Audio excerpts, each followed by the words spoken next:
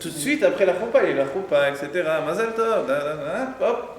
Le khatan avec sa khala, il s'apprête à manger. Le chien arrive, on ne sait pas d'où il sort. Il court derrière le khatan. Et puis lui, il court. Il se demande qu'est-ce qu'il veut de moi, ce chien. Il lui jette la khala. Le chien mange la khala. Les sages ont un problème maintenant parce que le mariage a été fixé sur la khala. Or, la khala, c'est le chien qui l'a mangé. C'est ni la khala, ni les invités, c'est le chien. Est-ce que le mariage est toujours valable? C'est écrit comme ça dans la Gemara. Maintenant, on dit qu'est-ce que c'est cette histoire de fou là? C'est vraiment halal. Chez nous, on dit halal, c'est même lettre.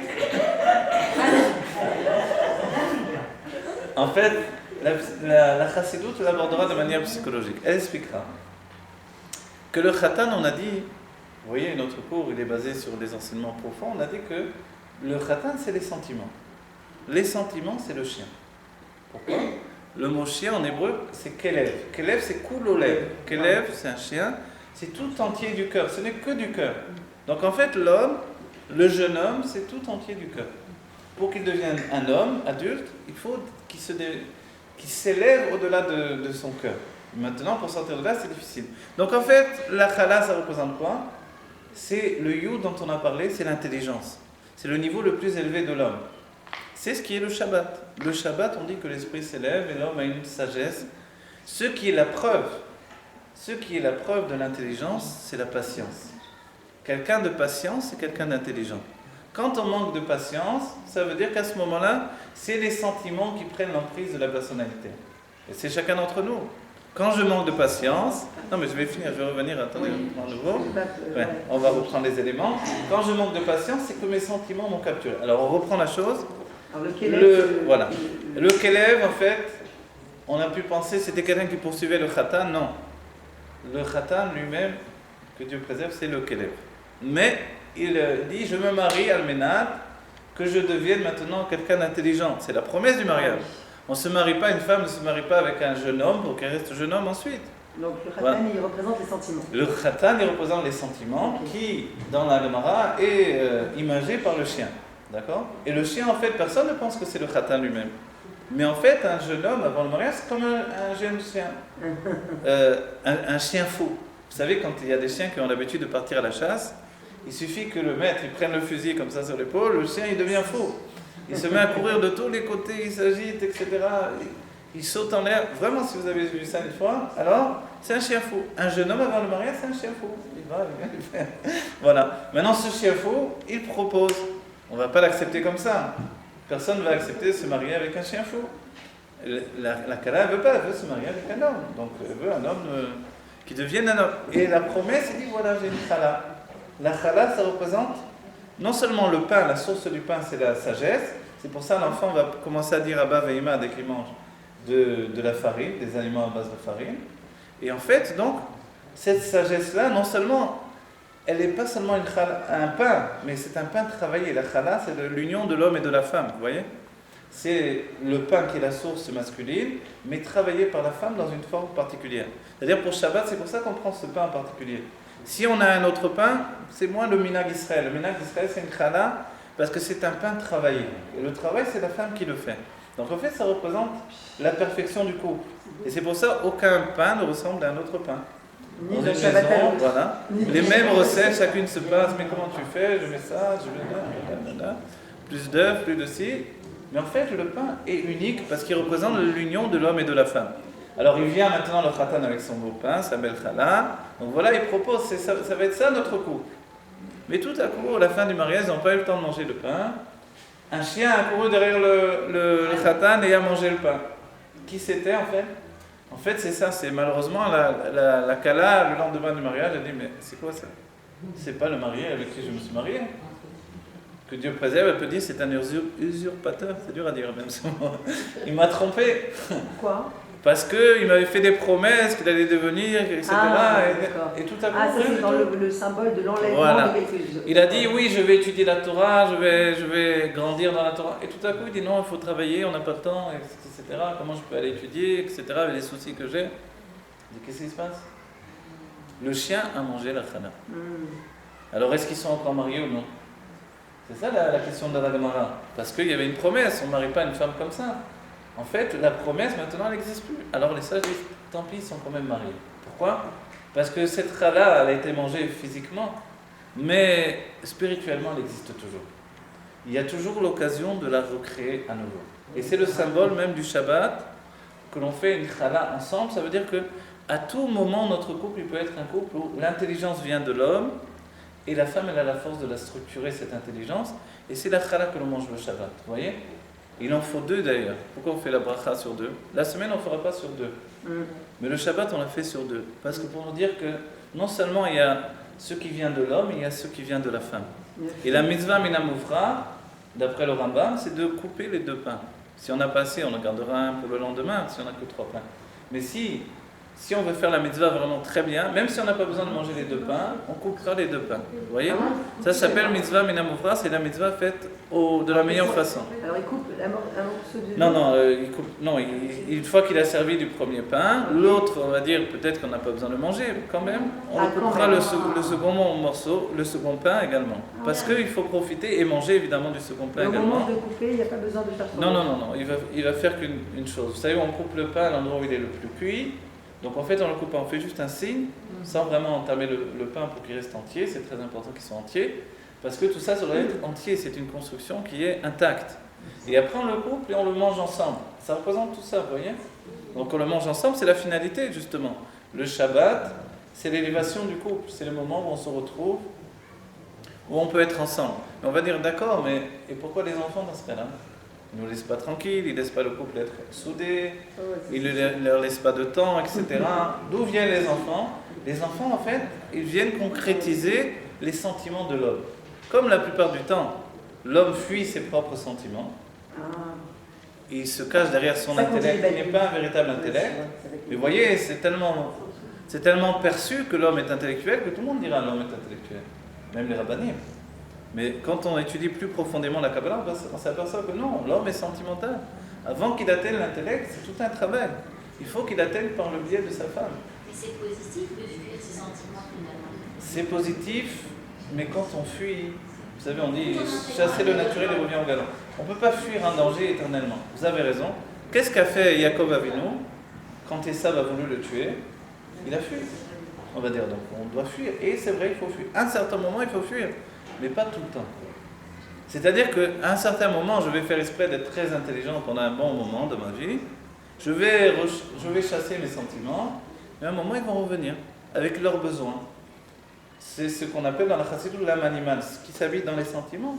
On a dit finalement c'est l'âme animale. Et ça, c'est le côté qui nous attache également au monde en général, le monde non juif, le subconscient, si vous voulez.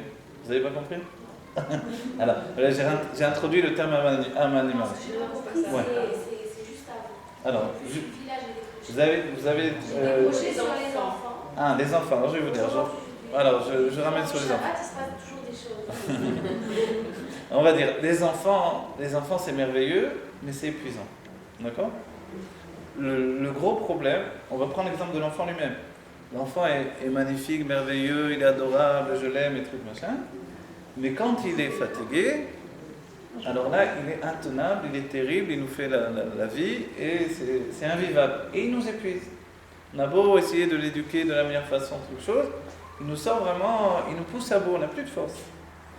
Donc on a une tendance à s'énerver, en avoir mal, etc. D'accord? Qu'est-ce que Dieu fait avec ça? En fait, il est en train de faire le bureau de nos sentiments qu'on n'a pas travaillé nous-mêmes. Comment ça se fait qu'on n'a pas travaillé nos sentiments? Parce qu'on a été occupé à l'intellect. Parce que le monde me demande quand même d'être un homme intelligent. Personne ne va dire, bon, travaille avec moi, mais tu es complètement bête, mais ça ne fait rien. Tu as des bons sentiments. Ça n'existe pas, ça. On prend quelqu'un d'associé parce qu'il est intelligent. Je sais qu'avec lui, je vais réussir, il a de bonnes idées, tout ça. Vous voyez? Mais n'oublions pas, c'est que l'intelligence des sentiments. Ce n'est pas une vraie intelligence. La véritable intelligence, elle est définie mi-achacham, qui est le sage, mi-sheroet anolad, celui qui voit ce qui va découler des choses. La chassidut, elle dira le niveau le plus poussé, c'est celui qui voit le nom de Dieu qui recrée l'existence à chaque instant. Ça, c'est vraiment la sagesse de la Géoula que l'on va obtenir. Certains tzadikim l'avaient comme l'Admorazaken, ils se mettaient sous un arbre et ils voyaient le nom de Dieu qui recréait l'arbre à chaque instant. Mais nous, on n'a pas encore ce niveau-là. Mais on peut au moins projeter notre vie vers le fait que si on réfléchit, on voit bien ce qui va découler des choses. En attendant, les enfants expriment des choses dans l'immédiat. Qu'est-ce que Dieu attend de nous?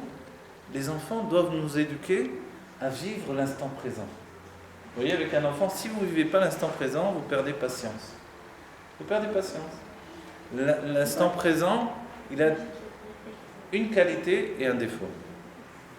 Une qualité, c'est qu'il me permet d'être entier. Et le défaut, c'est qu'il me fait oublier tous mes manques. On va dire, non, c'est une qualité aussi, c'est super. C'est super, mais en réalité, mes manques ont besoin d'être comblés. Et pour que je réussisse à combler mes manques, alors j'ai besoin de me projeter également. Donc en fait, un homme et une femme travaillent depuis le être vers le devenir. Vous voyez, c'est un système. Être et devenir, ça s'appelle dans la Torah le nom de Dieu. Aya, Ove, Veye, Kecha. Dans la Géoula, on aura la perfection de être et devenir. Souvent, au quotidien, on est tout le temps projeté vers le devenir. C'est-à-dire, après ça, je vais faire ça. Voilà, en lisant le cours, par exemple, je peux vous enseigner en pensant, après le cours, je vais aller faire ça, il ne faut pas que j'oublie, j'ai quelque chose à faire. Ou même, vous pouvez penser, bon, dès qu'il a fini, je vais aller faire ci, faire ça. Finalement, on ne profite jamais de rien. Je suis dans la prière, je me dis, après la prière, il faut que je fasse ça. Oui. Donc en fait, ce système, c'est une fuite sans arrêt de l'être présent. Pourquoi? Parce que vivre l'instant présent, ça me demande toutes mes forces. Et l'enfant, il nous demande toutes nos forces. Comme il nous demande toutes nos forces, forcément, 1 heure avec un enfant, c'est plus fatigant que 10 heures dans une usine. C'est vrai? Dans une usine, 10 heures, on fait les mêmes gestes, ça va. Mais 1 heure avec un enfant, c'est tellement épuisant qu'on en sort, on n'a plus... Ouais. On a passé une après-midi avec un enfant, une matinée, à la fin, ça y est, on est lessivé, on n'a plus de force de rien du tout. Comment ça se fait? C'est l'obligation de l'instant présent avec tout le meilleur de mon être. Et en réalité, sachez que la Géoula, elle viendra de ce fait-là. La Géoula, c'est la demande d'un enfant. C'est pas comme un adolescent qui se projette vers le futur, à l'infini.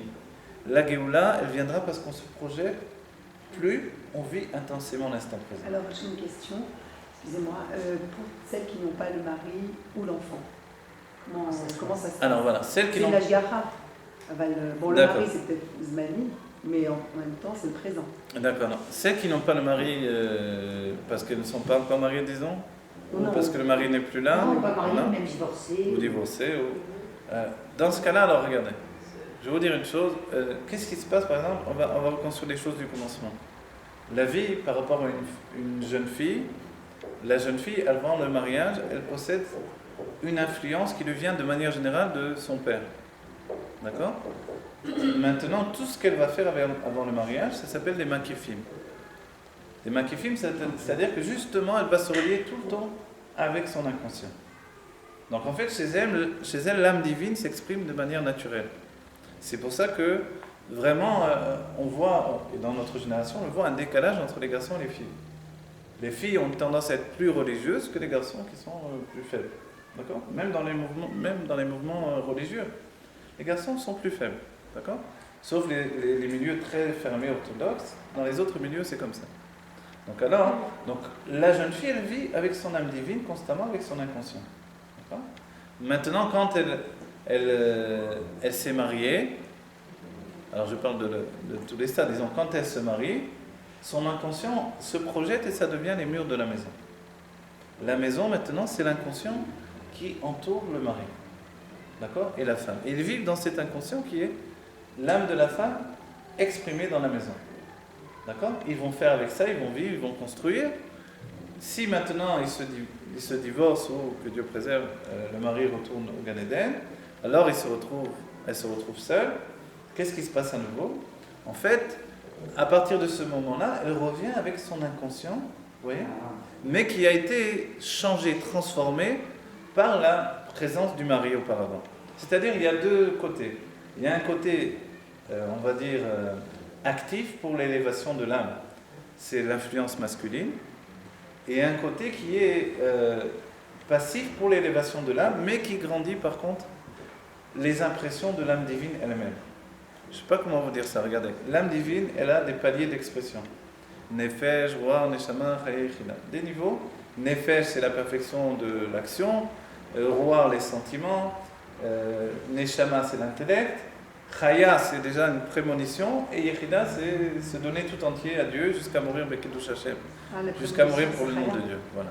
Maintenant, on doit franchir tous les échelons, et c'est ça le couple en réalité, le couple pnimi, intérieur. Donc c'est ça. Mais quand une femme se retrouve toute seule, alors, elle ne peut plus s'élever sur ces échelons-là. Le niveau qu'elle atteint, elle ne le perdra plus jamais. Elle ne redescendra pas, mais elle ne peut pas s'élever plus. De la même manière qu'une jeune fille ne peut pas s'élever, elle n'élève que le côté inconscient. Le côté inconscient, il est important. Vous voyez ? Le côté inconscient, c'est aussi quand on met dans la maison des tmounot de tzadikim, des livres, etc. Tout ce qui influence la maison, même si finalement on n'ouvre jamais les livres, ça influence quand même la maison. Même la photo du tzaddik, même si je ne vais jamais être comme lui, ça influence la maison. Vous voyez ? Tout ça, c'est la force de la femme, de construire tout ça. Mais grandir, elle ne pourra le faire que par le biais de son mari. Et même si elle entend des cours à l'extérieur, ça va grandir son inconscient, mais au niveau de la structure à l'intérieur, elle ne pourra pas grandir. C'est tout. Je ne peux pas vous inventer une solution miracle. Ouais. Elle ne pourra plus s'élever. Mais, regardez, je vais vous dire une chose très importante. Il est dit que la femme s'élève avec son mari, elle ne descend jamais.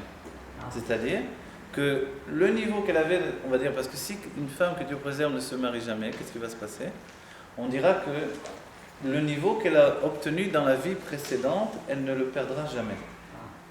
Tandis que l'homme, on va dire alors, quel chidouche ? Alors lui aussi, non. L'homme, comme il est actif dans ce système-là, auquel elle n'est pas active, elle ne peut pas provoquer l'élévation, c'est seulement lui. Alors, c'est pour ça que c'est lui qui a l'obligation de toutes les mitzvot et non pas la femme.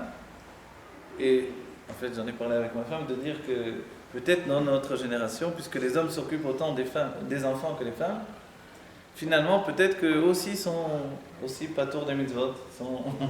Ah, je crois que vous allez dire l'inverse, que elle aussi, elle peut redoubler comme l'homme. Ils ne sont pas obligés de faire un mitzvot. Alors, ce qu'ils font aussi, c'est déjà bien.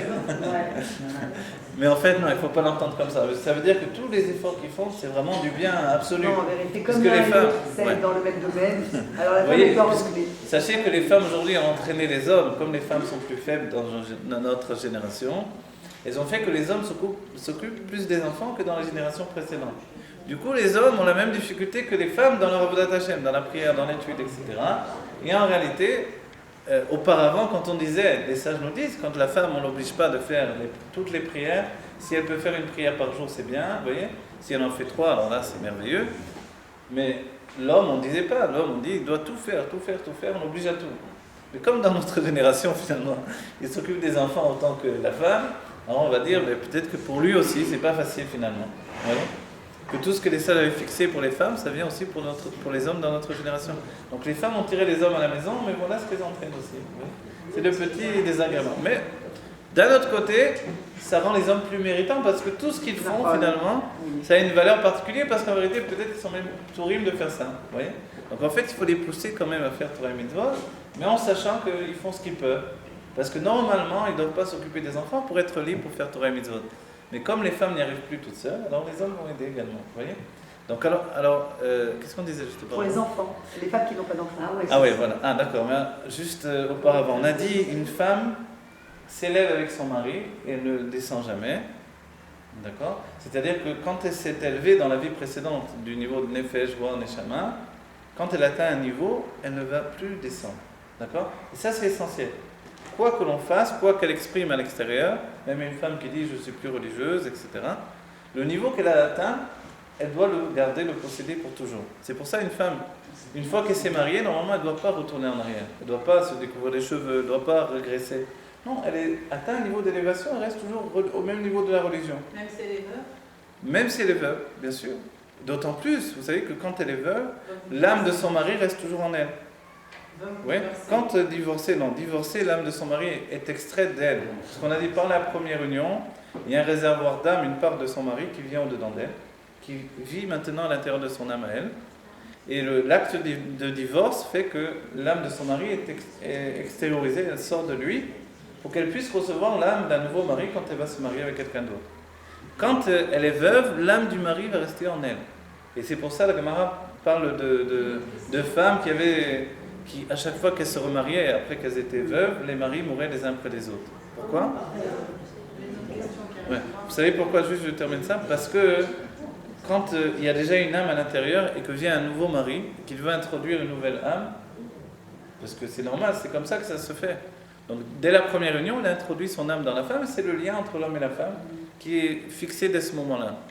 Mais il y a déjà une âme à l'intérieur. Alors c'est une lutte qui s'engage entre les âmes, et le plus fort l'emporte.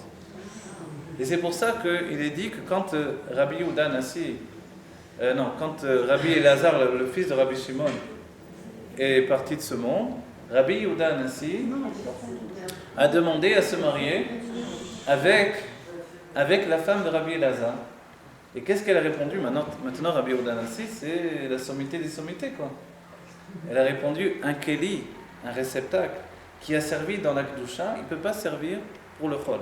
Il ne peut pas servir pour... vous avez eu un verre de kiddush, vous l'utilisez pour le kiddush, vous ne pouvez pas vous en servir maintenant pour arroser les plantes, vous voyez.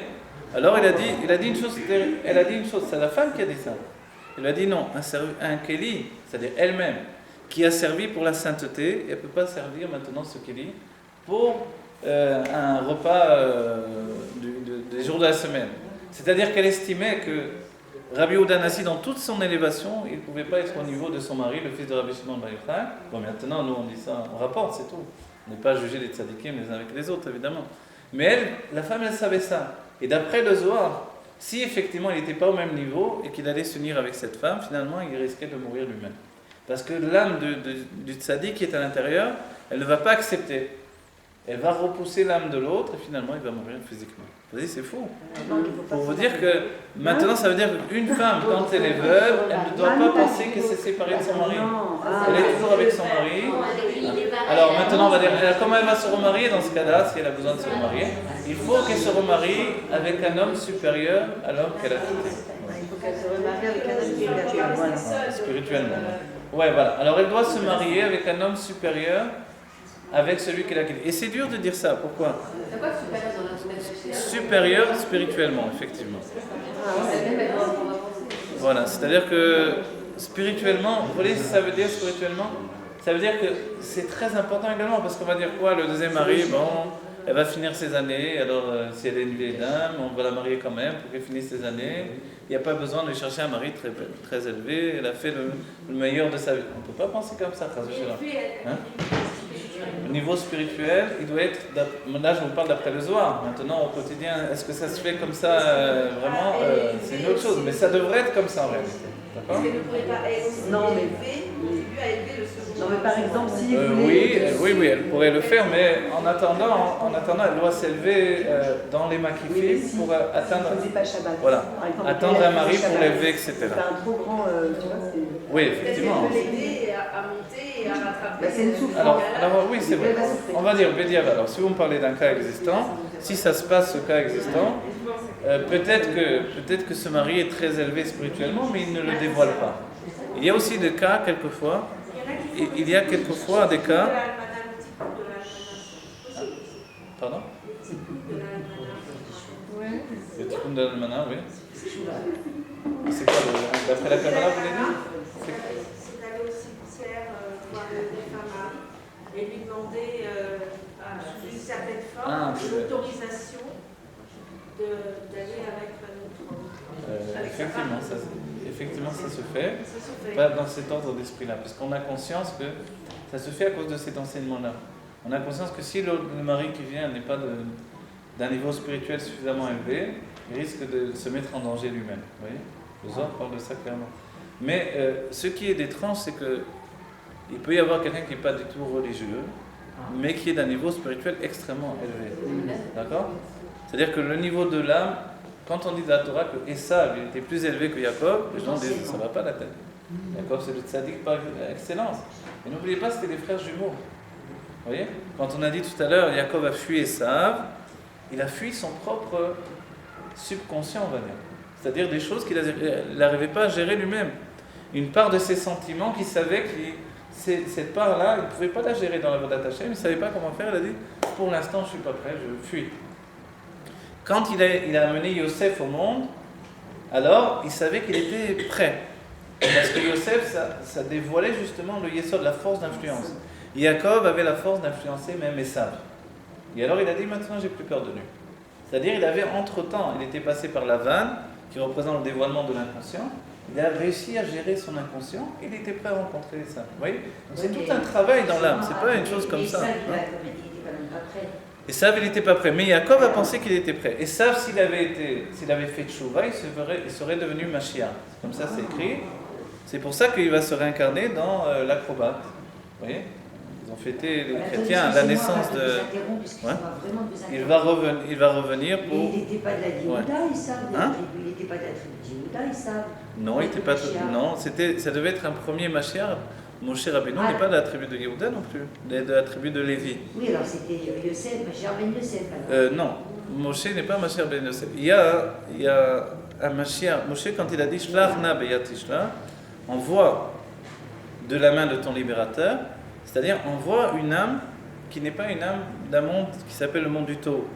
Avant qu'il y ait un Mashiach de Tikkun, il a fallu un Mashiach de Tohu. Tohu et Tikkun, c'est deux termes qui veulent dire réparation et désordre. Et Moshe, c'est qui? Moshe, c'est un Mashiach de Tohu, de désordre. C'est pour ça qu'il a brisé l'étape de la loi. Ah oui. C'est pour ça qu'il a frappé le rocher, c'est pour ça des tas de choses. Où Moshe, finalement, il savait lui-même. Il a dit à Dieu, pendant 7 jours, il a refusé. Il a dit, mais pourquoi tu m'envoies moi? Dès que Dieu l'a envoyé, il est venu par le peuple juif, ça a été pire. Auparavant, ils avaient des outils pour faire les pyramides. Après, on leur a dit, allez faire vos briques tout seul. On va dire pourquoi? Parce que ça vient de Moshe, en fait. Moshe, il est le désordre, il est la destruction dans son âme. Pourquoi? Pas parce que c'est quelque chose de négatif, mais parce qu'il est tellement élevé dans son âme qu'il n'y a pas de kélim. Il est totalement plongé dans l'inconscient dont on a parlé. Finalement, c'est un côté totalement féminin. Vous voyez? Donc Dieu lui a dit non, tu dois devenir un Moshe qui va devenir le Mashiach, le premier libérateur. Et ça pouvait être ce premier libérateur. Parce qu'il avait son âme venait du même niveau que Moshe dans les mondes divins. Vous voyez? Donc en fait, en nous, on a deux niveaux. On détruit et on construit. Donc quand dans notre vie, on voit qu'il y a une dispute qui a détruit le couple, il ne faut pas non plus trop s'effrayer. Il faut se dire maintenant, on peut reconstruire. Voilà. Donc en fait, la destruction, elle fait partie de la construction. Puisque Dieu a créé le monde comme ça. Le monde était Tohu, Vavohu. Vohu, ça veut dire la reconstruction, et Tohu, c'est ce qui a précédé. La destruction. Dieu a détruit un monde spirituel, il a reconstruit les autres mondes avec ce monde-là. Auparavant, on détruisait des maisons, et reconstruisait les maisons, etc. Même les Grecs qu'on met sous terre, il y a une pourriture à un moment donné avant que ça pousse. On voit ça aussi. Exactement. Donc en fait, dans la difficulté au quotidien, on va dire, dans le couple, c'est qu'on s'effraie, on dit comme ça, on s'effraie de la destruction. Alors, on a peur de la destruction. Un couple sans enfant. Alors un couple sans enfant, oui. C'est-à-dire... La femme, c'est la femme. On va dire une chose, regardez. La femme, vous voyez que le rabbi n'a pas eu d'enfant. Enfin, le rabbi n'a pas eu d'enfant, par le fait qu'on est tous les enfants du rabbi, évidemment. Mais on va dire comment c'est possible. D'après la Kabbalah, je dis maintenant d'après la Kabbalah, un homme a des enfants pour faire sa réparation. C'est-à-dire que s'il n'a pas d'enfant, c'est qu'il n'a pas besoin de faire sa réparation en dehors de la réparation avec sa femme. C'est-à-dire que quand un homme n'a pas encore d'enfant, c'est que sa réparation peut se faire avec sa femme. Vous voyez? Quand tout à coup il a... Vous comprenez, c'est très important, c'est que tous les deux ensemble, elle est capable de lui donner, de réparer son inconscient, ses sentiments, sans passer par les enfants. Qu'est-ce que font les enfants? On dit que la femme, c'est le miroir de l'homme. Donc effectivement, elle va finir par s'exprimer par ses mots à lui. Vous voyez? Des fois, elle ne se rend pas compte, mais raconte des choses. Elle croit que c'est elle qui les a faites, mais en fait, c'est son mari qui les a faites. J'éternue. On va dire que c'est vrai. C'est mon mari qui fait les choses des femmes. Et n'oubliez pas dans un miroir ce qui est intéressant. Et les sages nous le disent parce qu'on voit le mot. Vous voyez, le Shabbat, tous les jours, on prend le lechem, le pain, et on le trempe dans le mélar. 3 fois. Vous voyez, 3 fois parce que c'est 3 cycles d'évolution. C'est l'enfance, l'adolescence et l'adulte. Et maintenant, mélar et lechem, c'est les mêmes lettres. Et vous mettez le mot lechem, le pain, devant un miroir, et à l'inverse, ça devient mélar, le sel. En fait, l'homme, il est le pain, et la femme, elle est le sel. Et vous savez que le peuple juif est comparé au sel. On va dire pourquoi. Dans la Hanaga, on dit chez les chassidim, on a l'habitude de ne pas rajouter du sel quand on mange. à moins que pour la santé, etc. Moi, des années, je n'ai pas rajouté de sel jusqu'à ce que le médecin me dise mais il faut mettre du sel parce que voilà, pour retirer l'eau, etc. Mais pourquoi on ne rajoute pas du sel? Alors, des épices, on peut mettre du paprika, des trucs, ça va, mais pas du sel. Ouais. Pourquoi pas du sel? Parce que le sel, il n'a pas un goût personnel, mais le sel, il fait remonter le goût des aliments. Et la femme, c'est ça aussi. La femme, on dit qu'elle n'a rien d'elle-même. Elle n'a rien d'elle-même, mais elle est capable de faire remonter le goût des aliments, c'est-à-dire de donner au mari de savoir sa propre valeur. Donc une femme qui écrase son mari tout le temps, elle n'a rien compris. Elle est en train de tourner au poivre, mais elle doit être du sel, pas du poivre. Le sel, c'est de remonter le goût des aliments, c'est-à-dire de remonter les qualités de l'homme, de lui redonner, de ressentir qui il est, de ressentir le meilleur qui est en lui. Vous voyez? S'il a bon goût, si le mari, il m'énerve, il est ennuyeux, il est fade, etc. Mais trop de sel, ça prend, c'est immangeable. Le sel, elle a pris trop de place. Voilà. Alors si elle lui dit trop de compliments, évidemment, si elle le gonfle trop, alors évidemment c'est immangeable, effectivement. Oui. Voilà. Mais elle doit savoir tout le temps lui dire ses qualités, mais au juste niveau, vous voyez? Parce qu'évidemment, si elle dit c'est toi le plus beau, le plus grand, le plus fort, c'est comme la femme de Korah, ça va être une catastrophe. Mais si elle le rabaisse, elle n'a rien fait non plus. Donc il faut savoir trouver ce juste milieu.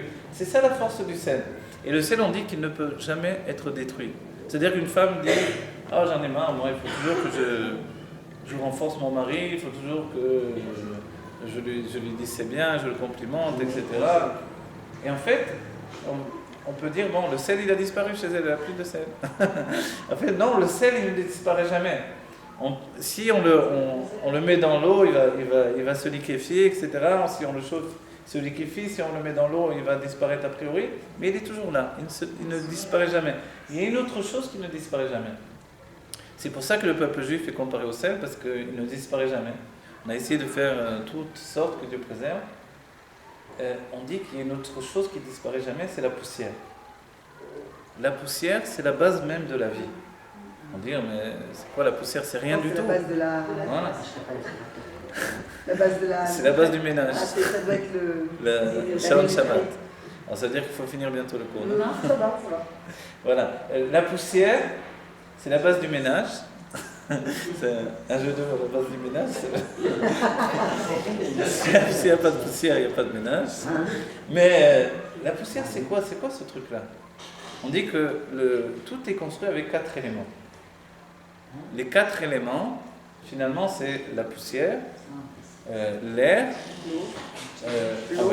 la poussière, l'eau, l'air et le feu.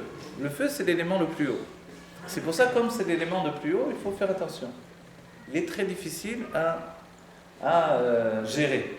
Quand on commence à brûler quelque chose avec le feu, il n'arrête pas. Il ne s'arrête plus. C'est pour ça que le couple doit faire attention. Dès que ça monte un peu trop, il vaut mieux calmer les choses. Mais c'est un moteur. Voilà.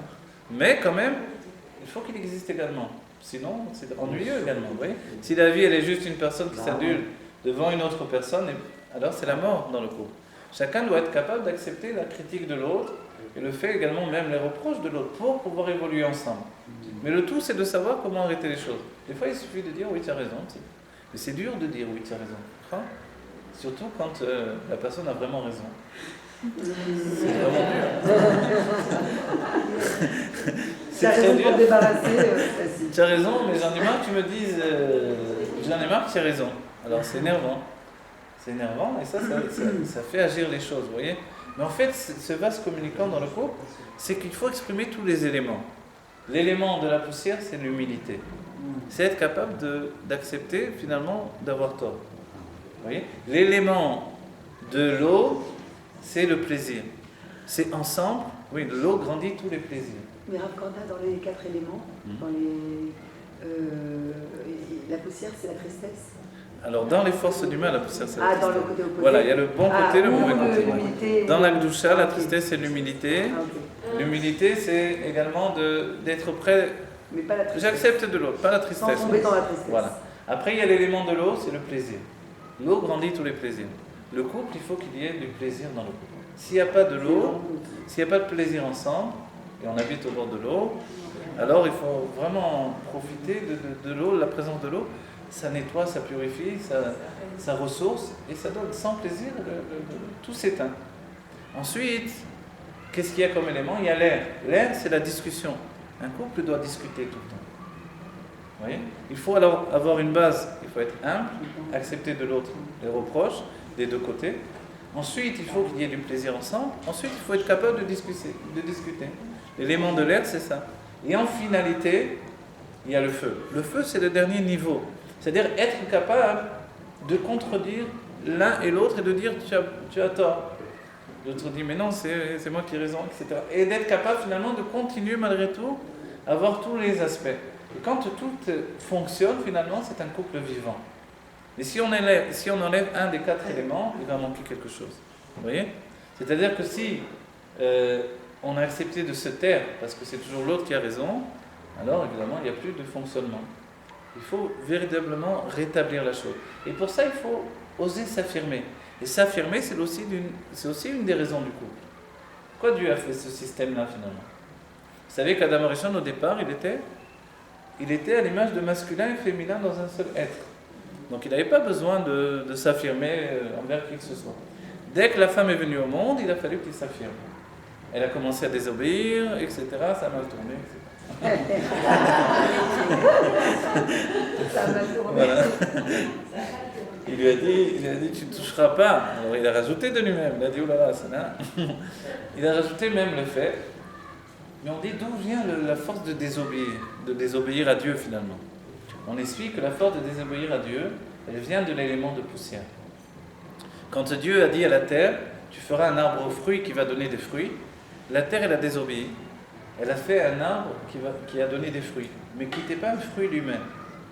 Et pourquoi? La poussière s'est dit, si je fais des arbres aux fruits qui vont donner des fruits, les hommes ne vont pas attendre que les fruits poussent, ils vont manger les arbres directement, il n'y aura plus de fruits. Mais excusez-moi de... C'est logique, hein? Alors, 2 télim le matin, 2 télim le soir.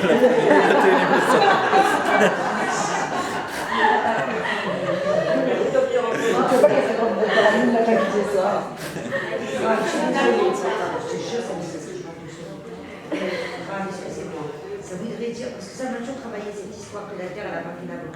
Ça voudrait dire que la Terre elle pense mieux que Dieu, je veux dire, je sais pas, c'est que ça le travail. Alors voilà, on va le dire jusqu'au bout, regardez, on va aller jusqu'au bout. D'abord, on va dire quelle est la résultante chez nous, dans notre humanité. L'arbre aux fruits qui fait des fruits, c'est le corps lui-même qui est au niveau de l'âme. C'est ça l'arbre aux fruits qui fait des fruits. C'est-à-dire que si la terre n'aurait pas désobéi, notre corps aurait été au niveau de notre âme dans l'expression. Du coup, il aurait donné des fruits de Gdusha. Il n'aurait pas eu de lutte. Il n'y aurait pas eu, même chez Adam Arishon, la possibilité de fauter. C'est parce que la terre a désobéi qu'il y avait chez Adam Arishon la possibilité de fauter. Parce qu'on dit, si quelqu'un n'a pas du mal en lui, comment le mal peut pénétrer en lui?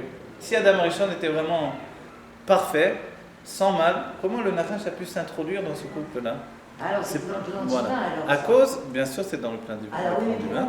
alors, Alors voilà, l'explication maintenant, elle est dans nos parachiotes où on voit, on rentre finalement dans la paracha, on rentre en Égypte totalement, c'est-à-dire auparavant on y est venu doucement et puis là on s'est installé et puis l'exil arrive et à la fin on va se retrouver au niveau de Shemot où vraiment on est dans l'exil jusqu'au bout. Mais pourquoi cet exil-là? En fait, l'exil, il est pour faire que le corps du juif devienne un corps de Kedusha. Comme la terre n'a pas écouté Dieu, dès ce moment-là, il y a une lutte entre la poussière et les autres éléments. Dans la poussière, il y a la présence de l'essence de Dieu qui se trouve dans la poussière. Et les autres éléments sont liés au dévoilement divin. Là, c'est un peu compliqué peut-être. Peut-être on va le laisser pour un autre cours, parce que c'est un enseignement à part entière. Mais qu'est-ce que ça veut dire? Ça veut dire pourquoi dans la poussière, il y a la force de désobéir. Je vais le ramener au quotidien dans notre vie. Vous savez que Pharaon, il pensait qu'il s'était fait de lui-même. Il disait qu'il s'était auto-créé. C'est un fou. Il a besoin d'un traitement psychologique. Écoutez bien. Qu'est-ce que ça veut dire de penser qu'on s'est auto-créé? Le rabbi nous dit en fait, dans notre corps, chacun d'entre nous, on a l'impression qu'on s'est créé nous-mêmes. Le corps, il n'a pas de connaissance de ceux qui lui ont donné la vie. C'est-à-dire un enfant, de par son corps, il n'a aucun remerciement pour ceux qui lui ont donné la vie. On est tous comme ça.